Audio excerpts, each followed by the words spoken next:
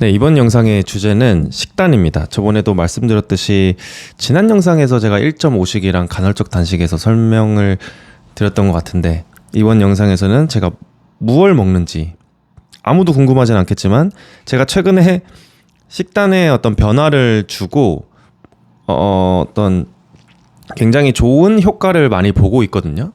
그래서 주변에도 많이 알려드리고 추천을 해드리면서 되게 좋은 후기도 많이 받고 있습니다. 그게 뭐냐면은 쉽게 얘기하면은 탄수화물 적게 먹고 고기 많이 먹고 단백질 위주, 동물성 고기죠. 그 동물성 단백질이죠. 단백질도. 그리고 야채, 채소, 식물을 좀 먹는 걸 줄여라. 야채나 채소를 먹는 걸, 샐러드를 먹는 게 마냥 좋은 것만은 아닐 수도 있다라는 겁니다. 이걸 정리해서 말씀드리면은, 제가 이제 실험적으로 계속 뭔가 식단이라던가 삶의 루틴이라던가 뭐 어떤 이 환경을 계속 바꾸는 걸 좋아하는데, 식단도 마찬가지고 계속 여러 가지 음식이나 식단이나 뭐 아까 전에 영상처럼 뭐 어떤 먹는 방식이라던가 이런 거를 시도를 많이 하거든요. 그중 하나가 최근에 동물성 식단이라는 게 우연히 어디 영상에서 보게 돼가지고 관심 있게 좀 찾아봤습니다. 뭐 동물성 식단, 뭐 키토제닉, 뭐 여러 가지 이름이 있는 것 같은데, 뭐 그렇게까지는 내가 정확하게는 모르겠지만은 그들의 논거를 보아하니 우리 인류의 역사상, 제가 또 몇만 년인지는 또 까먹었는데, 인류의 역사상 식물, 그러니까 야채 채소를 식탁에 올린 역사는 그렇게 오래되지가 않았다.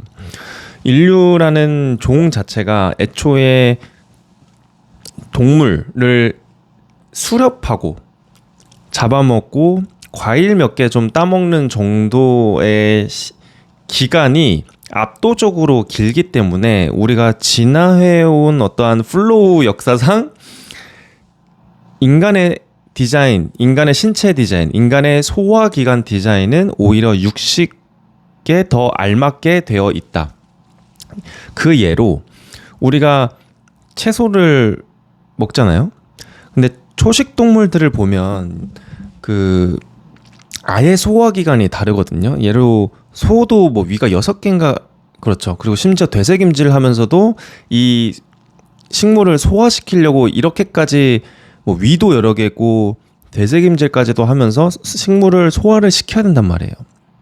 네, 그러니까 이만큼 소화가 잘 되지 않는다는 겁니다. 이걸 또 정리해서 얘기하면, 첫 번째는 식물, 야채, 채소, 이게 애초에 소화를 하기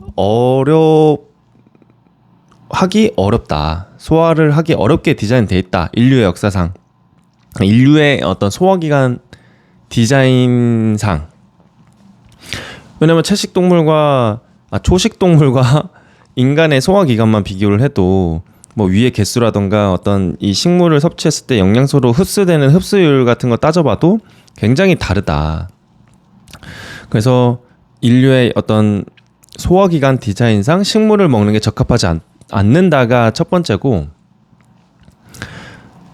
그래서 이거 조금 더 설명을 드리면, 제가 원래 그 몸에 장에 가스가 되게 많이 찼습니다. 그래서 속이 많이 더부룩하고 뭐 방구가 많이 나오고 뭐 그랬었는데, 식단을 이렇게 바꾸고 나서는 진짜 가스도 안 차는 거예요. 거의 안 차는 거예요. 심지어 방구도 나오지도 않아. 근데 그거를 곰곰이 왜 그런지 생각을 해보면은, 우리가 고기를 먹고 단백질을 먹었을 때는 이게 위장 소장에서 거의 90% 이상이 다 흡수가 되는 거죠. 흡수가 돼.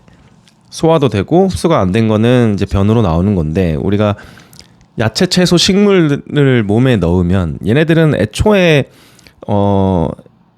이 소화가 되지 않도록 디자인이 된 친구들이기 때문에, 우리가 변을 볼 때도 뭐 콩나물이나 파나 이런 야채들이 그대로 변으로 나오는 경우들은 다 알고 계시잖아요. 그러니까 소화가 애초에 안 되는 친구들을 계속 소화시키려고 우리 소화기관에서 계속 얘 왜 소화가 안 되지? 왜 얘 분해가 안 되지? 하면서 분비액을 계속 분비를 하고 장이 계속 움직이면서 얘를 소화시키려고 하잖아요. 그러면서 장이 되게 쉽게 지치고 계속 이 소화가 안 되는 걸 소화시키려다 보니까 그 과정에서 가스가 많이 발생하는 것 같아요. 그렇다고 하더라고요. 근데 저는 이거를 뭐 논리가 어떻건 어떤 이 과학적인 근거가 어떻건 제가 실제로 체험을 했으니까 이게 확연히 느껴지더라고요. 그리고 주변에 어떤 친구가 이제 변비를 호소하는 친구가 있었는데 그 친구한테도 너 혹시 야채 샐러드 이런 거 많이 먹지 않느냐 하니까 너 완전 그렇대요. 샐러드를 주로 먹는데요. 아니 샐러드를 마냥 먹는 게 좋지만은 않을 수가 있다. 오히려 샐러드를 줄이고 고기를 어떤 동물성 단백질을 많이 늘려서 섭취를 해봐라 라고 하니까 그 일주일 만에 변도 잘 나오고 가스도 안 차고 피부도 좋아졌다라는 거예요. 그러니까 이런 경우들이 있거든요. 그래서 분명히 효과는 있다.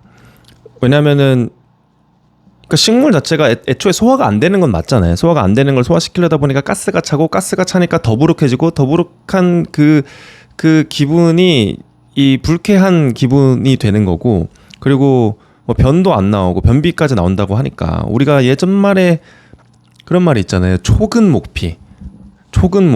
이게 뿌리와 나무 껍질을 먹으면서 우리가 먹을 게 없었을 때 그러니까 똥구멍이 찢어지게 가난하다라는 말을 하잖아요. 왜냐면은 풀과 이런 이 야채 뿌리와 나무 껍질을 이 섬유질을 먹고서는 똥이 안 나온다는 거죠. 똥이 안 나올 정도로 가난하다. 잘 안 나온다는 거. 변을 보기도 힘들고. 그래서 이제 장이 안 좋으신 분들, 저도 선천적으로 장이 안 좋다고 생각을 했는데 이렇게 식단을 바꾸고 나서는 그게 아니구나. 내 식단이 잘못됐을 수도 있겠다. 내 장이 좀 편안한 어떤 식단으로 좀 이 식단을 좀 짜봐야겠다라는 생각을 했습니다. 그리고 두 번째는 모든 식물, 채소, 야채에는 그 미량의 독소들이 있습니다. 그 독소들이 왜냐면은 우리가 보거가 독을 갖고 있듯이 보거도 사실 겉에서 보면 독이 있는지는 알 수가 없잖아요. 그걸 먹어보고 씹어봐야 독이 느껴지는 거고 그러니까 식물도 마찬가지입니다. 이 자신들의 천적이라 하면은 뭐 초식동물이라든가 어떤 곤충들한테 잡아먹히지 않으려고 미량의 독소가 조금씩은 다 있다라는 거죠. 그래서 그 독소가 우리 인체에도 그렇게 좋지만은 않으면서 미량이긴 하지만은 그거를 뭐 다량으로 섭취했을 때는 좋지는 않을 수가 있다. 뭐 장벽을 막 긁고 뭐 이 세포 모양이 되게 갈고리처럼 생겨 있어서 장누수가 생길 수 있다. 뭐 이렇게까지도 설명을 하는데 뭐 그럴 수 있다고 생각을 하고 실제로 그런 독소가 있는 거는 사실이기 때문에 그거를 좀 줄여보는 것도 하나의 방법일 수가 있다입니다. 설명이 됐나? 그래서 다시 정리를 하자면 굳이 우리가 고깃집을 가더라도 고기만 막 왕창 먹는 게 아니라 밥도 시키고 냉면도 먹고 뭐 양파절임 아니더라도 파절임 둘 중에 하나 무조건 있죠. 그리고 우리 쌈의 민족이기 때문에 쌈채소도 나오고 뭐 명이나물도 나오고 콩나물도 나오고 무채도 나오고 항상 기본적으로 이 스키다시들이 나온단 말이에요. 그래서 그 스키다시가 대부분 게다가 나물들이죠. 야채, 채소. 그래서 고기를 저도 먹으러 가면은 좀 강박적으로 그 야채, 채소들을 먹어야 된다는 그 강박이 조금씩 저는 있었거든요. 그래서 고깃집을 가더라도 항상 야채를 많이 먹게 되더라고요. 그러니까 그게 갔다 오면 속이 더부룩하고 이 가스가 차는 게 고기를 많이 먹고 어떤 지방, 기름기를 있는 거를 많이 먹어서가 아니라 그 야채와 채소 때문일 수도 있다. 네. 이거는 여러분들이 한번 이렇게 식단을 바꿔보시고 그 차이를 비교해 보시면은 저는 명확하게 구분을 하실 수 있을 거라 생각을 합니다. 그리고 저는 이거를 완전 타이트하게 식단을 지킨다는 게 아니라 완전히 어떤 탄수화물을 안 먹고 밥을 먹지 않고 야채와 채소를 먹지 않는 게 아니라 예전만큼 어떤 강박적으로 먹질 않는다. 내가 억지로 쌈을 채서 먹는다던가 억지로 막 마늘 3개, 4개씩 먹거나 아니면 뭐 샐러드를 굳이 챙겨 먹거나 이러지는 않는다라는 거죠. 굳이 야채 안 먹어도 돼. 안 먹어도 되고 그냥 나는 맛을 위해서 먹는 거야. 오로지 이 고기 먹을 때 진짜 그 적절한 비율과 더 맛있게 먹기 위해서 야채와 채소를 섭취하는 거지 어떤 건강을 위해서 야채와 채소를 섭취하지는 않는다. 그러니까 이런 마인드로 좀 바뀌었습니다. 그래서 일반적으로 해서 집에서 먹을 때는 뭐 밥 정도? 밥은 먹기는 하지만 어떤 메인 디쉬 항상 고기류가 메인이어야 한다. 최근에 미국에서도 우리가 어렸을 때 많이 보고 자라왔던 그 식품 피라미드라고 하나요? 식품 피라미드가 뒤집혔거든요. 탄수화물을 제일 많이 먹어야 된다고 이 식품 피라미드 제일 아래 탄수화물, 곡물, 어떤 밥, 쌀 이런 류들이 항상 이 맨 밑에 있었는데 그게 바뀌었어요. 그게 탄수화물을 단백질보다 적게 먹어야 된다고 이런 식으로 되게 바뀌었거든요. 최근에. 근데 그것도 어떻게 보면은 그 식품 업체, 그러니까 이게 이 곡류를 생산하는 업체 로비였던 거죠. 그러니까 그렇게 이야기를 하거든요. 로비였다고 결국에는 그 시리얼 만드는 업체라던가 어떤 농사를 짓는 어떤 탄수화물이 메인인 어떤 식료품 업체 회사들의 어떤 로비였다 그동안. 그래서 너무 전문가 말, 국가의 어떤 의사가 하는 말을 굳이 일방적으로 들을 필요가 없다. 왜냐하면은 커피만 해도 커피가 몸에 좋다고 하는 전문가와 논문이 있고 커피가 몸에 안 좋다고 하는 전문가와 논문이 있습니다. 그래서 우리는 결국에는 그 사이일진 모르겠지만 둘 중 하나 선택을 하든 그 사이 중간에 어떤 합의를 보든 선택을 하면 된다. 그것이 나름의 어떤 이유가 있고 논거가 있으면 되는 것 같아요.